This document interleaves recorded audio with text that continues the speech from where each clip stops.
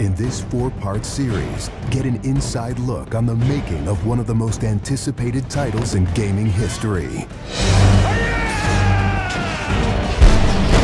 This is Inside Assassin's Creed 3. Ever since Europeans arrived in North America, they had been involved in shipping goods back and forth across the Atlantic Ocean. In order to make this economic system work, the British tried to control the goods that are going to the colonies. And it was those goods coming back and forth which made a few places on eastern North America important. Whether it's the Boston Tea Party or the Boston Massacre. Fire! We have these big historical events that we can situate our game around.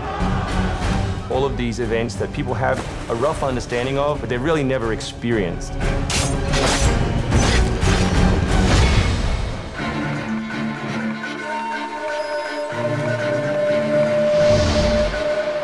We had to go back and get our historian to find us accurate maps from the era of what Boston and New York looked like.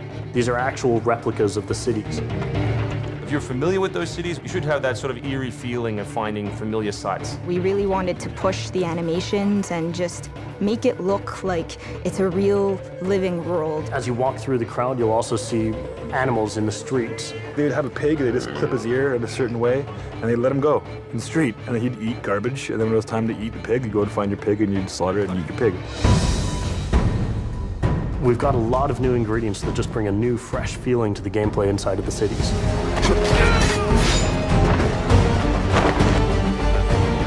We have these great new stalking zones that you're going to find throughout the cities. It's a great way for you to remain hidden from your enemies and actually be able to sneak up to them so that you could assassinate.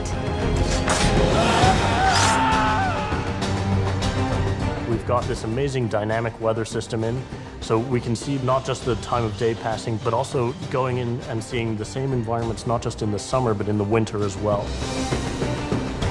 Even though it's a much more condensed area in the city, you actually have to be more careful.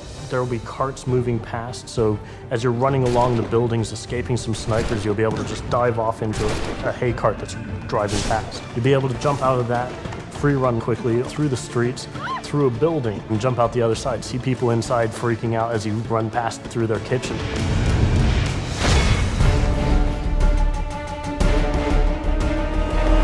Living on the frontier was extremely difficult. Not only did you have harsh winters, cold, freezing temperatures, in the summer you had heat, humidity, so it was a gamble every year that you were out on the frontier, whether you're going to make it or not.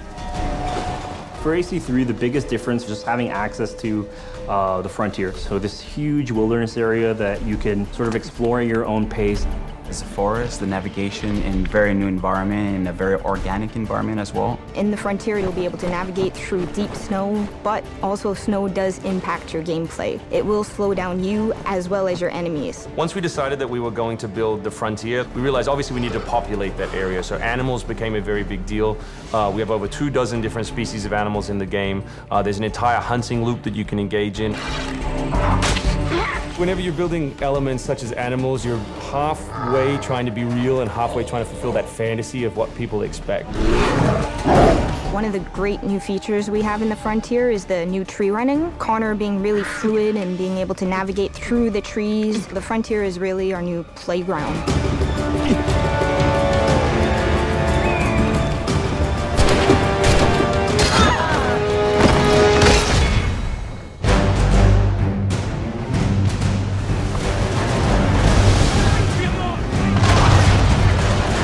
This war at sea was truly a global war and involved not only the British, but the French and the Spanish and the Dutch.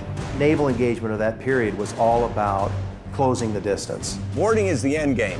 You've got to be able to close with the enemy, get alongside, then get on board to steal his ship. You want to take that ship intact if you can, because that's where you get your prize. The prize is whatever is on that ship that you want. Naval warfare was absolutely decisive to success in the American Revolution.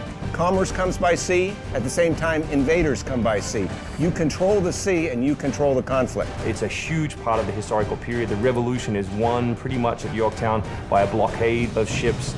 You know, we can't ignore this part of the history. This is critical. this is something that we have to do. We started a whole team up just to specifically focus on the naval experience. Naval combat has been a huge challenge. The technology of the wind, the water simulation has been a massive undertaking for the team. Initially, we didn't even think it was feasible because it's a big moving structure. It's a full simulation on high seas where Connor is controlling a ship, he's controlling a crew as well, so he's kind of the master and commander on the ship. Very exciting. I mean, you are on a moving vessel that is very much part of the sea itself. This is something that we wanted to engage in and build for the game. That was a huge challenge that we set ourselves and actually turned out pretty good.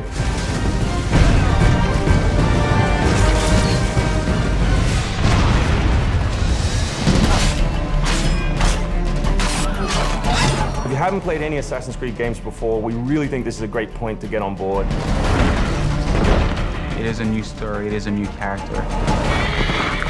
This team is full of people who love making Assassin's Creed, who are delivering just an astoundingly polished and fun experience. As a creator, nothing gets better. To be frank, it just looks great. Seeing all of this coming together at the end, it's amazing. For new fans, really, this is about as good as it gets. It's by far the biggest and best Assassins yet.